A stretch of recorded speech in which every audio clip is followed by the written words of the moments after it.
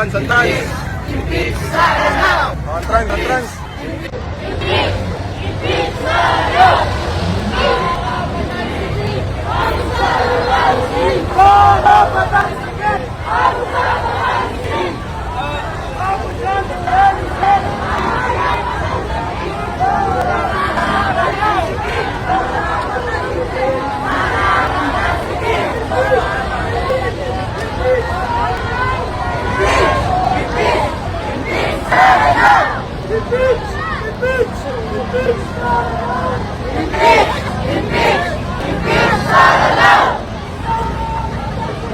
Kung bakit po ako narito at bakit po ako sumama dito sa organisasyon na to, dahil tapos na po, pagod na po ako sa paulit-ulit na nangyayari sa bansang Pilipinas na to, lalo-lalo na sa ginagawa ng mga pamilya ng Duterte, kung paano kaya namin gusto ma-impeach si Duterte sa dami ng pinatay, sa dami ng ginawa nilang kasalanan, pagkamkam sa kayamanan ng Pilipinas, kung bakit naghihirap, lalong naghihirap ang katulad naming mga maliliit na manininda, lalo kami naghihirap dahil sa mga Duterte na kung saan kinamkam nila lahat ng kayamanan ng Pilipinas, lalong-lalo na asan ang pondo, asan na yung pondong tinago at hindi may labas-labas.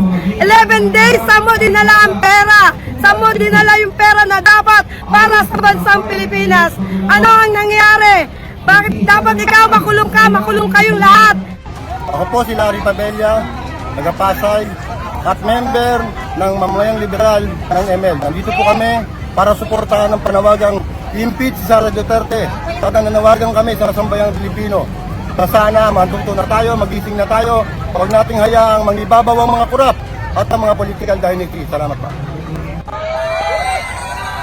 Matagal nang tapos ang due date ng mga Duterte at ang panawagan natin sa Kongreso, matagal na ang na-file ang impeachment. Kailan gagalaw ang baso? Sabi nila, wala na raw panahon. Hindi tayo naniniwala dyan. Yung ICC, yung mga kaso laban sa mga Duterte, yung kanilang mass murder, crimes against humanity, at sa kanilang corruption. Huwag dapat kalimutan niya kahit mahigit 2 taon na ang nakakalipas sa kanilang gobyerno. At malinaw na yung impunity ni Sara sa kanyang mga piatos, nova, tempura ay refleksyon ating bansa. Anong klaseng bansa tayo kung papayagan natin yung ganitong pagwawalang hiya sa atin ang harapan? Ibig sabihin, hindi lang ito tungkol sa kanila, ito ay tungkol din sa atin. Ano yung ipapamana natin sa susunod na henerasyon kung papayagan natin lahat ng ito? Kaya dapat ay ikulong, i-impeach, at hulihin na ang mga Duterte. Ikulong at i-impeach. Ito ang panawagan ng mga rallyista sa Kongreso ngayong araw sa EDSA People Power Monument. Ayon sa dating Political Affairs Advisor ni dating Pangulong Noynoy Aquino na si Ronald Llama, hindi dapat hayaan ang pagwawalang hiya ng mga Duterte sa mga mamamayan. Magiging reflection umano ito ng bansa. Libo-libong Pilipino ang nagtipon ngayong Enero 31, 2025 sa EDSA People Power Monument upang ipanawagan ang impeachment ni Vice President Sara Duterte. Mula sa mga estudyante, manggagawa at progresibong grupo, sama-sama nilang iginiit ang kanilang galit sa kontrobersyal na paggamit ng 125 million confidential funds na umano'y naglaho sa loob lamang ng isang araw. Bit-bit ang mga placard at sigaw ng pagkundina. Mariin nilang ipinarating na hindi nila papalampasin ang anilay pang-aabuso sa pundo ng bayan. Para sa mga rallyista, panahon na upang papanagutin si Duterte at tiyakin na walang opisyal ng gobyerno ang maaaring gumamit ng pera ng bayan nang walang pananagutan. Sa kabila ng init at bantang seguridad, nanindigan ang mga nagprotesta. Tuloy ang laban hanggang makamit ang hustisya. Inihayag ni Labor Leader at Senatorial Aspirant na si Attorney Sunny Matula sa pro-impeachment rally laban kay Vice President Sara Duterte. na maaring i-impeach ang sinumang nakaupo sa mataas na posisyon batay sa reklamo ng isa o ng maraming tao. Ayon sa Article 11, Section 2, ang Presidente ng Pilipinas, ang Vice Presidente ng Pilipinas, ang mga Justices sa Korte Suprema, ang mga kasapi at chairperson ng Constitutional Commission, ang Ombudsman ay maaaring i-impeach po ng House of Representatives sa reklamo ng isang tao o maraming tao na inindorso ng isang kasapi ng House of Representatives. Saad nito, ayon pa kay Matula, kailangan umano ng impeachment ng boto ng 1/3 ng mga miyembro ng Kamara de Representantes. Usa ngayon ay 103 mula sa 316 na kasapi ng Kamara upang may endorso ang impeachment complaint sa Senado. Ito ay ipinaliwanag ni Matula kaugnay sa 3 impeachment complaints na inihain sa Kamara laban kay VP Sara na kasalukuyang nananatili pa rin sa Kamara. Mga kababayan, sa impeachment po sa ilalim ng ating saligang batas ay may 2 stages o 2 proseso.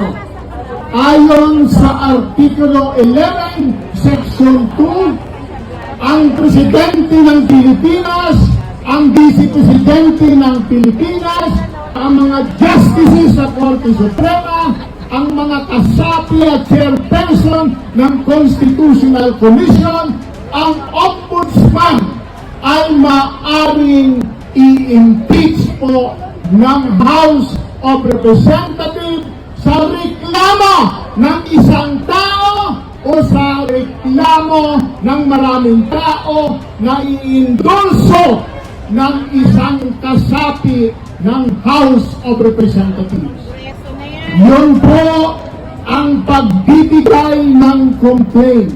Yun po ang unang bahagi ng impeachment, ang pag-file sa House of Representatives. At ang ginagawa dyan ay ini-endorso ng Secretary General sa Committee on Justice para makita kung mayroong substansya at tama ang forma ng complaint na ito. At pagkatapos yan ay pag inaproba ng Justice Committee, ito po ay ihahain sa plenary at kinakailangan ng boto ng 1/3 ng mga kasapi ng Kamara de Representativo.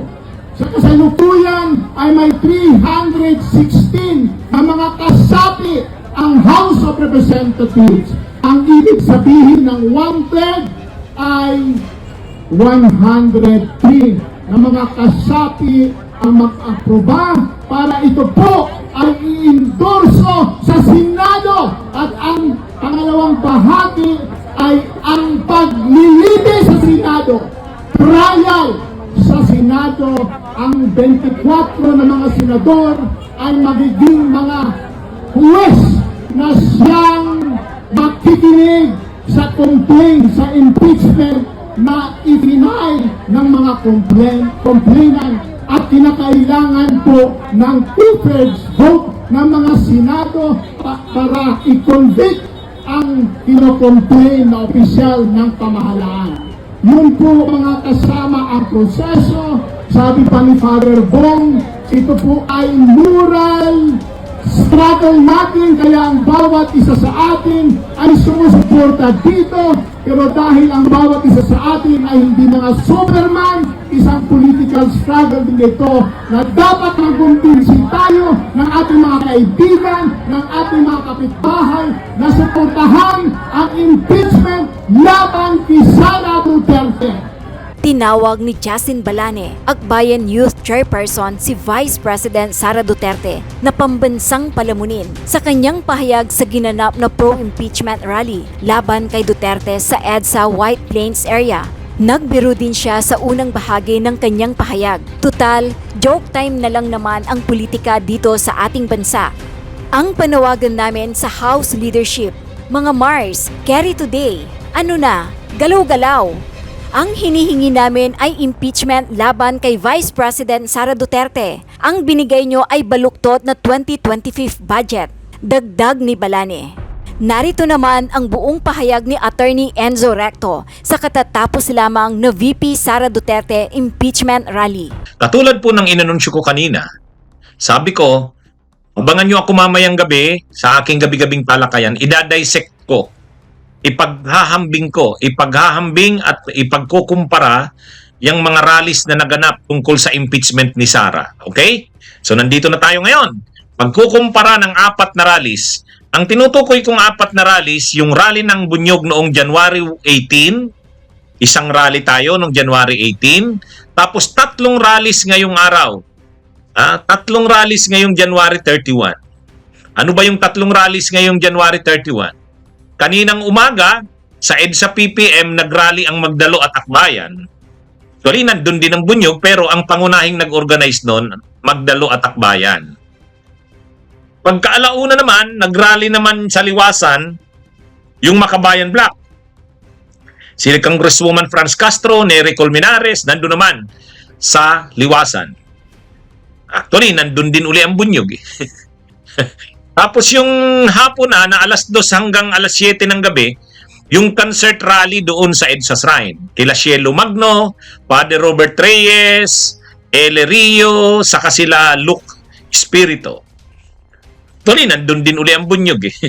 Anyway, ngayon, dahil ang aking mga viewers ay nagtatanong, Attorney, bakit iba-iba yung rally?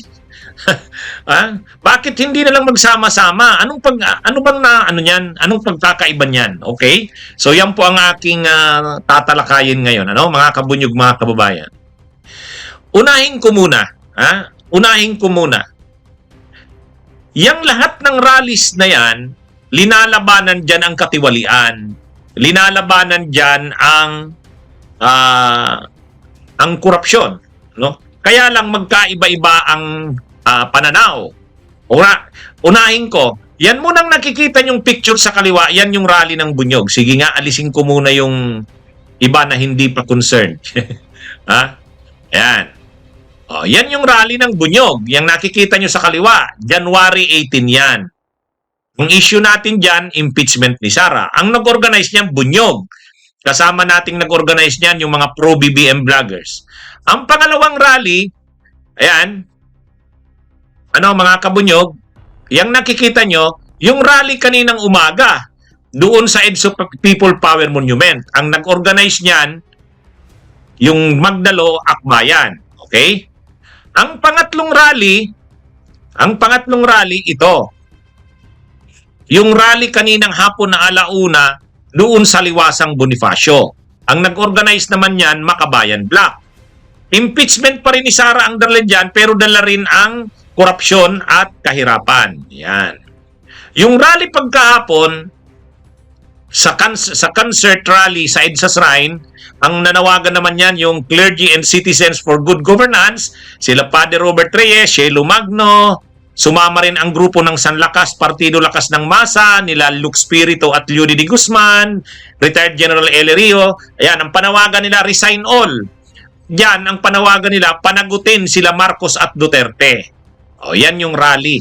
So, yan yung 4 na rallies na tinutukoy ko. Yung rallies na yan, yung tinutukoy kong mga rallies, yan yung 4 na rallies na yung sa Bunyog, nung January 18, at saka yung EDSA People Power Monument kanina, ng Magdalo at Akbayan, yung Makabayan Block ng alauna ng hapon, at saka yung EDSA Shrine Rally. Yan. Okay. So, i-discuss ko na, mayroon akong ginawa ditong listing. May ginawa akong listing. Ipakita ko nga sa inyo. Ito. Yan. Yan yung listing. Prepare ko yan para sa talakayan natin ngayong gabi. Yun. Ayan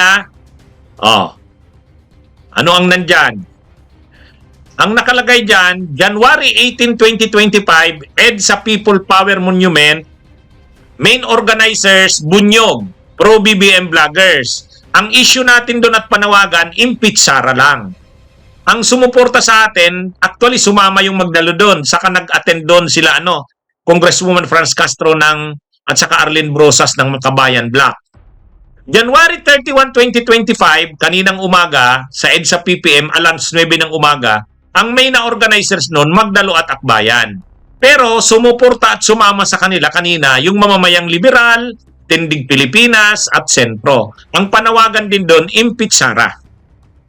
January 31, 2025, Liwasang Bonifacio, 1 to 4 p.m., ang main organizers, Bayan Muna, Makabayan Black, Bayan, ano? Ang issues at panawagan, katiwalian, kahirapan, kawalang pananagutan. Ibig sabihin, corruption, poverty, and impeachment. Tapos nung hapon, doon sa EDSA Shrine, yung rally na ng Clergy and Citizens for Good Governance. Yan po, 2 to 7 p.m. Ang issue at panawagan, anti-Marcos, anti-Duterte, at ang panawagan, resign all. Yan po. Okay? So ngayon, ano na tayo? Pagkumparahin na natin. Okay, dito muna tayo mga kabunyog sa rally ng Bunyog. Ang pagkakapareho, may pagkakapareho yung rally ng Bunyog at saka yung rally ng yung rally ng Bunyog kanina ay nung January 18 at saka yung rally ng Magdalo at saka Akbayan kanina, ang pagkakapareho niyan, pareho yan, isang issue lang ang daladala. Impeach Sara. Okay? So yan po paghambingin natin tong dalawa na to. Ang rally kanina ng Magdalo at saka ng Bunyog noong January 18, yun ang magkapareho. Kasi yung rally ng Magdalo kanina at saka ng Bayan, ang isyung daladala isa lang, impeach Sara. Yan yung isang issue lang ang daladala. Yan yung pagkakapareho ng dalawa na yan. Ano mga kabunyog, mga kababayan? Yan yung pagkakapareho. Saan nagkakaiba ang dalawa? Nagkakaiba kasi itong rally ng Bunyog, bukas tayong sumama dun sa mga pro-BBM. Actually, yung mga vloggers ng pro-BBM, kasama natin ang inorganize natin yung rally na yan. Itong rally kanina ng Akbayan at Magdalo, ayaw kasi ng Akbayan na makasama yung mga Marcos. Ayaw nila. Siyempre, kakampings yan at dilawan, medyo purist yan. Purist. Kasi Tindig Pilipinas yan, Akbayan, mamamayang liberal. So sila, gusto nila ang kasama lang yung mga persang hindi kasama yung Marcos. Sa atin kasi, yung rally natin noong January 18, bukas tayo sa Marcos. Kaya nga yung rally noong January 18, Bunyog yun at saka mga pro-BBM. Pero yung rally kanina, rally lang yon ng mga dilawan, kakampings at saka Magdalo. Yan po yung kanina. Alin ang mas marami? Ay siyempre mas marami yung rally kanina. Dahil siyempre nandun yung Magdalo, malaking grupo yan. Halos yung mga kanina, ilang bus ang nandun, mga galing Caloocan. Siyempre tumatakbong mayor si Trillanes dun. At ang nanawagan sa rally na yan, si Trillanes. Kaya grabe yung hakot ng mga tao talaga. Ilang bus ang nandun kanina, ilang jeep ang nandun. Mga galing Caloocan halos. So ang nagmobilize ng malaki doon, Magdalo, saka Akbayan. Yung Akbayan, ang minobilize nila yung mga union sa ilalim ng sentro. Yung Federation ng Labor na sentro, yun, nandun. Malaki ang mobilization nila. Kaya yun yung, mas marami yung kanina kaysa sa Bunyog. Kasi yung January 18 ng Bunyog, wala naman tayong kasamang grupong iba, Bunyog lang eh. Yung mga kasamahan natin na mga pro-Marcos, vloggers lang naman yon. Wala namang organized groups yun. Kumbaga yung rally natin noong January 18, Bunyog lang. Hindi naman sumama sa atin dun yung Akbayan, mamayang liberal. Dumating yung Magdalo sa rally natin noong January 18 pero token lang na support. Papakita lang ng suporta. Shout out kay Dredor. Kaya makikita nyo, pareho yan rally laban kay Sara, pareho yan impeachment rally, pero ano yan, ang pagkakaiba ng rally ng Bunyog, may pro-BBMs. Dito sa rally ng Makabayan, ay ng Akbayan saka mamamayang liberal, at saka ng Magdalo, hindi kasama sa nag-organize niyan yung mga pro-BBMs. Ayaw nilang makasama yung mga pro-Marcos. Kaya nung nanawagan tayo ng January 18, hindi sumama sa atin kasi sabi nila, ay may kasama kayong mga pro-Marcos dyan. yan yung ano dyan. Ngayon, nung 1:00 ng hapon, nagrally din yung Makabayan Black. Nagrally din yung Makabayan Black sa doon sa Liwasan. Nagrally sila. Pero yung rally ng Makabayan Black at saka ng ito naman pagkumparahan nating dalawa. Ang rally ng Makabayan Black ay sa Liwasan. Ang rally naman ng grupo ng clergy at Citizens for Good Governance ay sa Liwasan. Ito yung sa kaliwa, yung sa Liwasan. Tingnan natin, palakihin natin yung kanilang poster. Ito yung kanilang poster, tingnan nyo. Ang panawagan nila, kumilos laban sa kahirapan, korupsyon, at kawalang pananagutan. Yan. Kumbaga, impeach Sara, pero mayroon din sa taas, Marcos singilin, Duterte panagutin. So, anti-Duterte, anti-Marcos din itong rally na ito sa Liwasan. Ang nangunguna dito, yung Makabayan Black, sila Congresswoman Franz Castro, Nery Colmenares, Arlene Brosas, Raul Manuel. Sila yon. Ang panawagan nila, yan, kita nyo yung streamer sa baba, impeach Sara now din. Pero dala rin kasi nila yung issue ng kahirapan at sa kakatiwalian. At pag sinabing katiwalian, pati si Marcos, sinasama nila sa dapat mapanagot sa katiwalian. Kaya yung rally ng Makabayan Black, 1:00 sa Liwasan, yan? Dala-dala yung issue ng impeachment ni Sara, dala-dala rin yung pero dala-dala rin yung issue ng kahirapan at korupsyon. Okay, yung rally naman ng hapon na, yung 2 p.m., ito controversial itong rally na to. Kasi nung una, supposed to be sa rallying ito, kasama dapat dito sila Trillanes yung Magdalo. Kasama rin dapat dyan yung Akbayan. Kasama rin yung mamamayang liberal. Pero nung bandang huli, kumalas yung Magdalo dyan, kumalas din yung mamamayang liberal at Akbayan. Kaya nga nag-organize sila ng sarili. Ang naiwan na lang dyan, sila Cielo Magno, sila Robert Reyes, sila General Eli Rio. Anong issue nila Trillanes dyan? Ang issue nila Trillanes dyan, sabi ni Trillanes, napasok kasi yan ng Napasok kasi yan ng mga pro-Duterte retired generals Ang tinutukoy niya sila Eli Rio. So sabi ni Trillanes, hindi na kami sasama diyan kasi may mga diyan, may mga pro-Duterte diyan. Hindi kami sasama diyan. At ang isa pa na issue ni Trillanes diyan, dapat daw wag na muna yung anti-Marcos na panawagan kasi nga dapat nakapokus kay Sara. So hindi na kaya yung malaking bilang nung sumama sa rally sa EDSA People Power Monument, nakita nyo marami yon, yung sa Bayan saka yung sa Magdalo, hindi na yan bulto na yon sumama sa rally sa hapon. Pero kung titingnan natin, marami pa rin naman ang nagrally doon sa EDSA Shrine. Ang nagbigay ng malaking tao doon, yung grupo ng Sanlakas. Kaya lang kung titingnan nyo yung streamer ng Sanlakas, resign all. Sanlakas, BMP, Partido Lakas ng Masa. Ay ang Partido Lakas ng Masa, sila Atty. Luke Spirito yan. At saka sila Lyudi de Guzman. Kaya ang nangyari dito, yung rally sa hapon doon sa EDSA Shrine, kalaban lahat.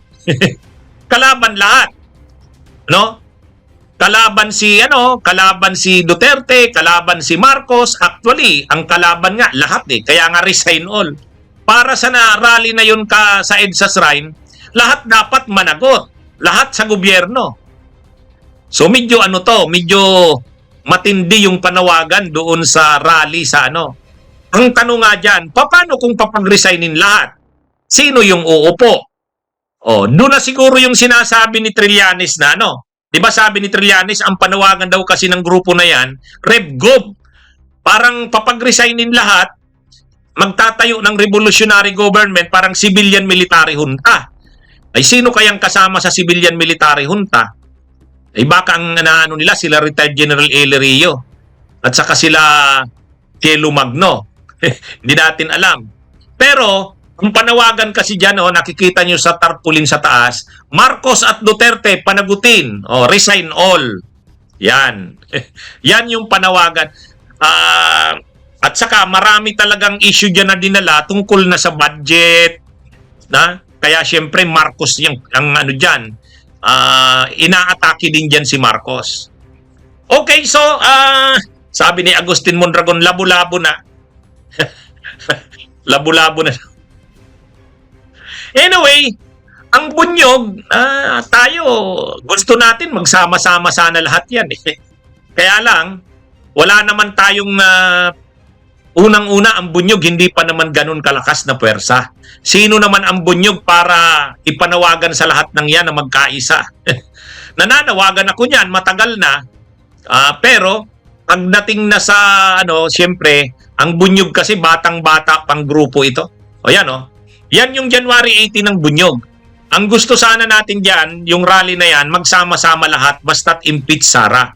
Kaya lang mahirap nga eh. Bakit mahirap? Unang-una, yung mga akbayan, mamamayang liberal, tindig Pilipinas, ayaw nilang makasama ang mga pro-Marcos. Ay tayo sa bunyog, kasama nating nag-organize niyan, yung mga pro-Marcos vloggers eh. So, pangalawa, yung grupo naman ng Clergy and Citizens for Good Governance, yung nag-organize ng concert at rally sa EDSA Shrine, gusto nila pati si Marcos tirahin. Siyempre, may kasama tayong mga pro-Marcos dyan, hindi papayag yon. Kaya yung panawagan na Marcos at Duterte panagutin, mahirap dalhin yon kapag kasama natin yung mga pro-Marcos. So, yan po ang dynamics, Yan po ang dynamics ng natin. Ang isang proud lang ako, saan ang pinakamaraming rally? Yung rally ng Magdalo at Akbayan kaninang umaga, malaki yun. Yung rally rin ng liwasan ng mga Makabayan Black, malaki rin. Yung rally rin ng hapon doon sa EDSA Shrine, malaki rin. Ang medyo maliit yung bunyog kasi 1.5 lang kami noon eh. Pero, proud na rin ako kasi bunyog naman yan eh. Bunyog, hindi naman tayo sinamahan ng iba eh. Ako, proud na ako yung rally ko na yan ng January 18 kasi wala naman yung iba eh. At least na ipakita ng bunyog na may pwersa rin tayo. Bagamat bata pa ang bunyog, bago pa lang, pero may pwersa rin tayong naipakita. Di ba? Yan na po ang natin. Yan. Bunyog po kasi, naniniwala rin naman tayo doon sa isyong dinala, doon sa EDSA Shrine, yung tungkol sa budget. Talaga namang pahirap yung budget na yan eh. Garapalan din kasi talaga yung ginawa ng mga kongresista at senador. At ito namang si PBBM, hindi binusisi ng todo ang budget. Kaya ngayon, namumroblema siya. So, pero, ang kasi ng bunyog, ako naman nakikita nyo, pukusan muna natin ang impeachment ni Sara. Pero, pinupuna ko rin, kinukomentaryuhan ko rin yung budget na yan. Napapanood nyo naman ang mga vlog ko dyan. Talagang pinupuna ko yung budget na yan. Kasi kapuna-puna naman talaga yung budget na yan. Kaya lang, dapat yung panawagan dun sa budget, wag masyadong patampukin na ihanay siya pareho ng impeach Sara. Pag pinareho mo na kasi yung budget issue sa ka-impeach Sara, mawawala na tayo ng focus. Mas malala pa, yung rally kasi sa EDSA Shrine, mas binigyan ng mas malaking diin, focus, yung issue sa budget. Doon medyo nagkaka-problema. Kaya nga sila Trillanes mas naghiwalay. Sila Trillanes naman, ang problema naman kila Trillanes, ayaw talagang magkomentaryo pagdating sa budget. Kaya nga inaakusahan si Trillanes na pro-Marcos. Sabagay, kahit naman ako, inaakusahan na pro-Marcos eh. Pro-Marcos daw ako. Paano naman nila masasabing pro Marcos ako? Nagko-comment din ako sa mga maling patakaran, mga maling desisyon ni Marcos. Ha? Oh, sabi ni Hammer Benitez, mag-resign all para na tayong banana republic. Ha? Anyway, mga kabunyog, mga kababayan, ang maganda dito, makikita natin na bawat rally, kahit na nga yung sa Bunyog noong January 18, kahit isang grupo lang kami doon, Bunyog lang, pero marami rin, 1,500, kaysa naman sa DDS rally. Ilang beses nang nananawagan ng people power, ang sumasama lang 15 yata, 30. Ha? Pero sana dumating yung panahon na lahat ng ito magsama-sama. Sana. Alam nyo, yung EDSA People Power what? Itong mga grupong ito ang nagsama-sama rin noon. EDSA People Power 2, yung nagpatalsi kay ERAP, yan din yung mga grupo na yan. Bayan Muna, Sanlakas, Liberal Party, o wala pang Bunyog noon. Kaya sa totoo lang, pag nagkaisa itong mga grupong ito, malakas na pwersa yan. Yan ang naging grupo na nasa likod ng People Power 1. Yan din yung grupo na nasa likod ng People Power 2. Kaya lang ngayon, hiwa-hiwalay pa. Pero sa tingin ko, pag uminit ng issue ng impeachment ni Sara, magsasama-sama yan. Sa tingin ko, magsasama-sama yan. Yan ang wino-workout natin. Sana magsama-sama. Kasi kita nyo naman,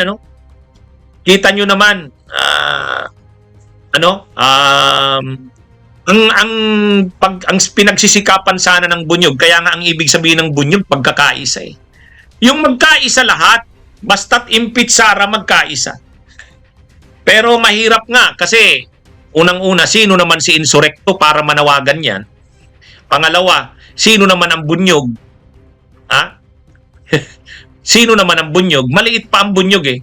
Kaya nga kailangan mga kabunyog, mga kababayan, suportahan nyo ang Bunyog na manalo sa party list. Kasi pag nakapasok tayo sa Kongreso, hindi na tayo pwedeng ganito lang. Ngayon kasi ang tingin sa atin, vlogger lang eh. Vlogger lang. Si Insurrecto, vlogger lang yan.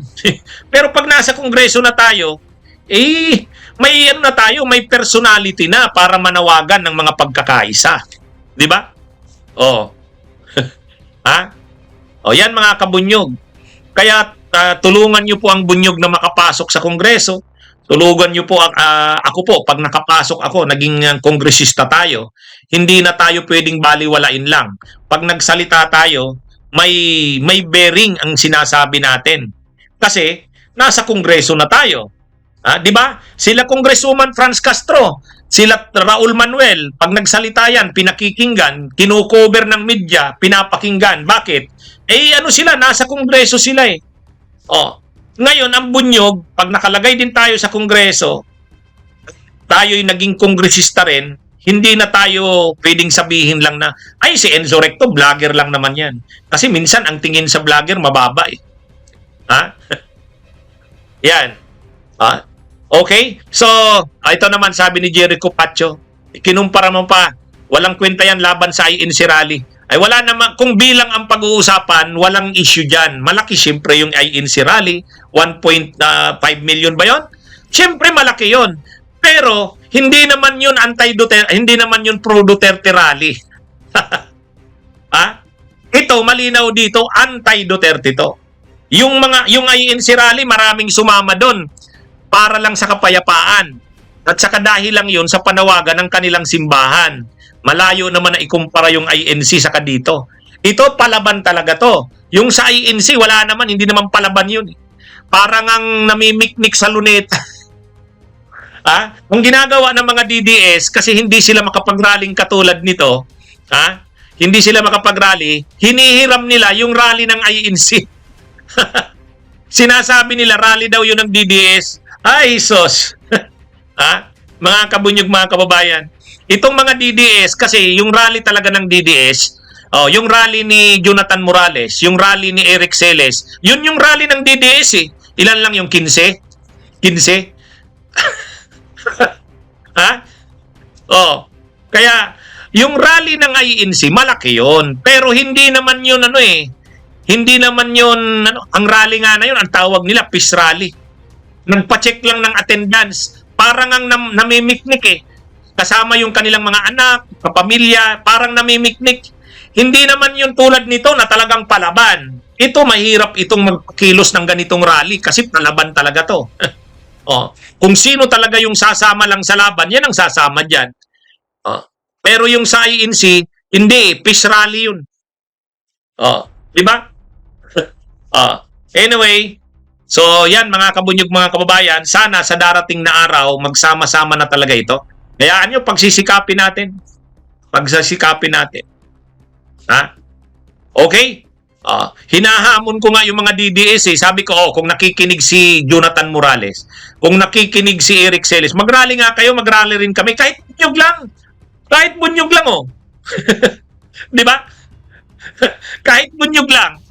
Hindi nakasama yung Magdalo, Makabayan Black. Ay, wala na yan. Kami lang, bunyog lang. Kahit maliit lang kaming grupo. Kaya naming tapatan yung ano ba naman yung rally nila Morales sa kanila Celes? 13 katao. Ang tawag nila doon, dagsa na daw ang tao. Ay, mga kabunyog, mga kababayan. Anyway, so yan po,